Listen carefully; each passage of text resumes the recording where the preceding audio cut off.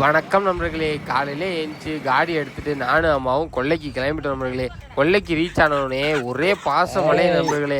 அந்த பாச மழையில் நனைஞ்சிட்டு அப்படியே நம்ம கொல்லையை சுற்றி பார்க்க கிளம்பிட்டோம் நண்பர்களே. காலையிலே இந்த அமைதியான அழகான சன்ரைஸ் வியூவை பார்க்கலனாலே அன்னைக்கு நாள் பீஸ்ஃபுல்லாகவே இருக்காது நண்பர்களே. அழகாக அந்த சன்ரைஸை ரசிச்சுட்டு அப்படியே பச்சை கிளியெல்லாம் அந்த லைனில் உட்காந்துருந்துச்சு நண்பர்களே.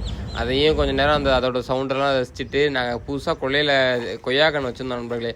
அதுக்கும் எலுமிச்சங்கன்னுக்கும் தண்ணி ஊற்றிட்டு அப்புறமா அம்மா வெண்டிச்செடியில் உள்ள கோரப்பில்லாம் களை வெட்டிட்டு இருந்தாங்க நண்பர்களே. அதை பார்த்துட்டு இருந்தேன்னா உடனே அம்மா திட்டுறாங்க எப்போதும் போல், நான் வேலை செஞ்சிட்ருக்கேன் நீ சும்மா இன்னும் வேடிக்கை பார்த்துட்டு இருக்கியா அப்படின்னு திட்டிட்டு இருந்தாங்க நண்பர்களே. இதுதான் பார்த்தீங்கன்னா அந்த வெண்டிச்செடி முளைச்சிட்டு இருக்கு. இந்த புல்லெல்லாம் நிறையா இருந்துச்சுன்னா அந்த செடியால் அந்த சத்தை இழுத்து நல்லா வளர முடியாது நண்பர்களே. அதனால களை வெட்டிட்டு அப்படியே நாங்கள் வீட்டுக்கு கிளம்பிட்டோம் நண்பர்களே. நான் ஏன் கொல்லைக்கு போகிறப்பையும் வரப்பையும் இந்த ரோட்டை மட்டும் எடுத்து வீடியோ போடுறேன்னா, இந்த ரோடு எனக்கு ரொம்ப பிடிக்கும் நண்பர்களே. 2 சைடும் புளியா மரம் இருந்து அப்படியே பச்சை கலரில் கொடை விரிச்ச மாதிரி ரோடு அவ்வளோ அழகாக இருக்கும் நண்பர்களே. அதனால எனக்கு ரொம்ப பிடிக்கும். அதனால தான் அதை எடுத்து போடுறேன். வீட்டுக்கு வந்துட்டு நம்ம குருவி குளிக்கிறதுக்கு தண்ணி ஊற்றி வச்சிட்டோம் நண்பர்களே. அப்புறமா கிளம்பி காலேஜுக்கு வந்துட்டோம் நண்பர்களே. காலேஜுக்கு வந்துட்டு ஈவினிங் போல் ஜிம்முக்கு போயிட்டு இந்த வீடியோவை நான் முடிச்சுக்கிறேன் நண்பர்களே. எது பண்ணுறதா இருந்தாலும் பிடிச்சி பண்ணுங்க, மகிழ்ச்சியாக இருங்க. வரட்டாமாமே.